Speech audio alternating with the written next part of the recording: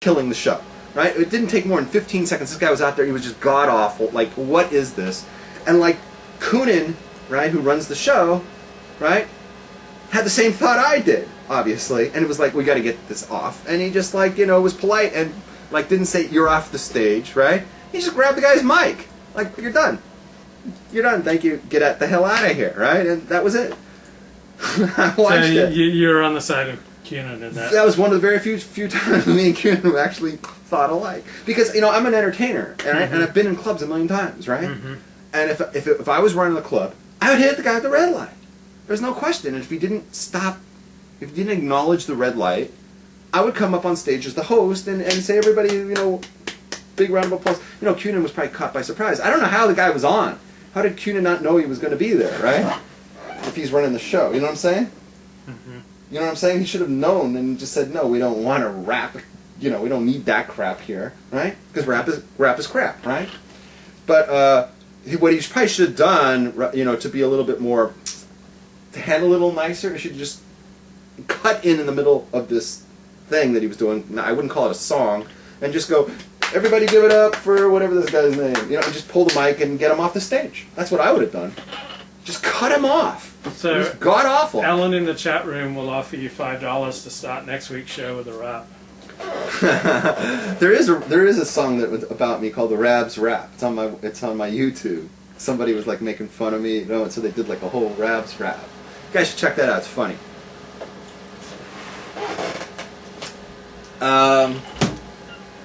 So that's it. Rabbis. Have you seen it? The Rabbs rap? Rabbis. All right, so that's my whole board. What do you think about that? What do you think of my comments? Well, he's a friend of mine. You can show him what I said. I don't care. Well, of course you don't care. You don't have anything to lose. Well, I might bump into him someplace, you know, like in Nagila or something. I don't care. Well, Jewish rappers don't exactly like pull their guns out and start blowing other Jewish rappers away. It's not a violent. I love the guy. You know what? He might be a very nice guy. I'm sure he is, right? But like, he's got no musical talent, and he should get out. He should, you know, not quit his day job. Or he has musical talent and he's wasting it doing something stupid with it. You know, write a real song. Do something musical, not this. You know, quit trying to be something you're not.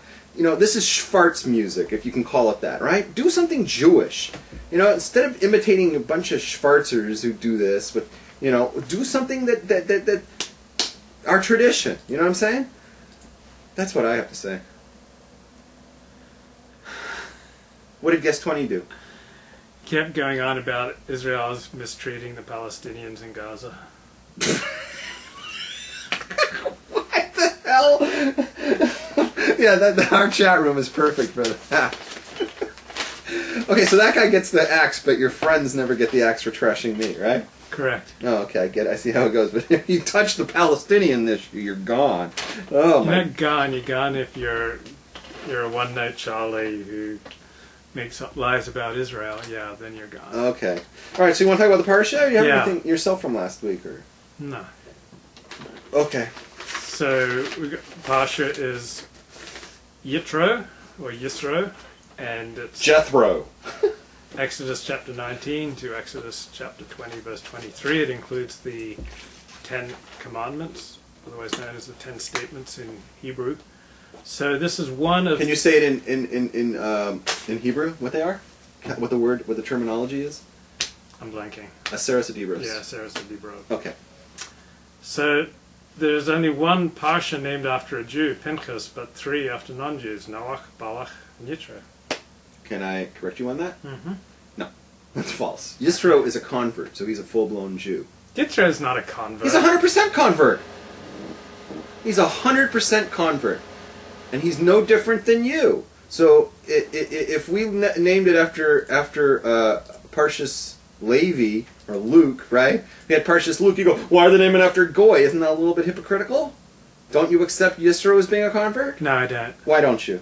I don't believe he was a convert. Okay, well, I'll explain it to you. Okay. Rashi cites the Mechilta, which explains that Moses, right, who once would have been identified as Yisro's son-in-law, Now Yitro identifies himself as Moses' father-in-law.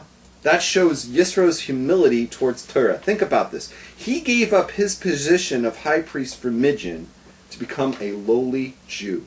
Just one of the many Jews. He could have stayed with Midian, had this position of, what do I want to say, royalty or priest. He was a big deal. Mm-hmm. He was,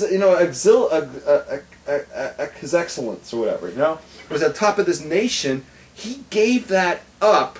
He gave up everything. He gave up his honor and all this stuff just to join the Jews. He joined Moshe because he saw that Moshe was correct. He saw that Torah and God and the Jewish people had the emes, had the truth, and he joined and became one of them. He was a convert. It's what the Torah says. If you say otherwise, which pasuk? Rashi says it. He brings down the Mechilta. It's near the beginning. Well, Rashi may say it, but it's not in the plain text of the Torah. No. First of all, it's Rashi. Midrash. No. Stop. Ugh. You're gonna make my head explode.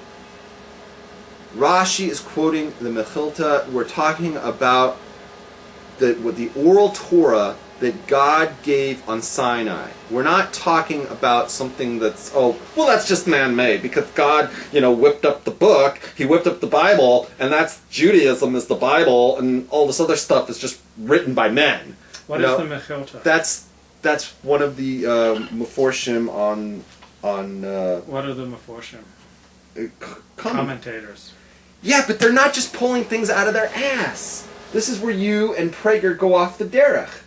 They're not pulling things out of their ass. Okay? Rashi is quoting. When Rashi quotes something, he's not making it up. He's delivering it exactly the way that his rabbi taught him. And Rashi's rabbi learned it from his rabbi. And his rabbi learned it from his rabbi. And his rabbi learned it from his rabbi, who learned it from his rabbi, and it goes all the way back to Mount Sinai when his rabbi learned it from Moses, who learned it from God.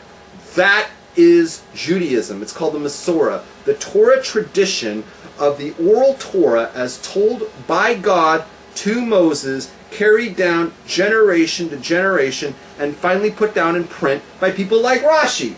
If you say that Rashi pulled it out of his ass, then you are denying the Masorah, and that is heresy, and I don't want to have anything to do with it, because that is not Judaism. So everything that the Mechilta says is divine? Absolutely. Everything that's in everything. Every single thing. Every single thing. So when did he live? I'm not positive on that, but what's that got to do with anything? So when he said to his wife, I don't like pea soup, is that divine? No, that's stupid to come up with that kind of thing. I'm saying everything that was said in the Torah. This is like the same stupidity that people use with the Rambam. They go, "Oh, the Rambam's not infallible." No, nobody says the Rambam is perfect. Nobody puts him on a pedestal. But everything that he wrote down as part of Torah is Torah. That is not something that came out of his ass. That is what he learned. That is what the Torah says. Now, we don't necessarily hold by all of it, but that's okay because we say Elu ve'elu divrei Elokim chaim, that every single thing in the Torah comes from God. Wait, you say everything that the Rambam said comes from God, that he wrote down, that's in the Mishnah Torah, is it Moreh Nevuchim? All of it. All of that is divine? Oh, okay, wait. No, wait a second. Moreh Nevuchim is more of it came out of him. He's explaining. Okay, which of his works are divine? When he paskins in Mishnah Torah, that is binding halacha, right? Is it divine? What do you mean? That's what you're saying. You're saying it was divine. Everything that the Rambam wrote down was divine. He's writing down exactly what he's paskining what he's heard from previous generations. So yes, that is divine.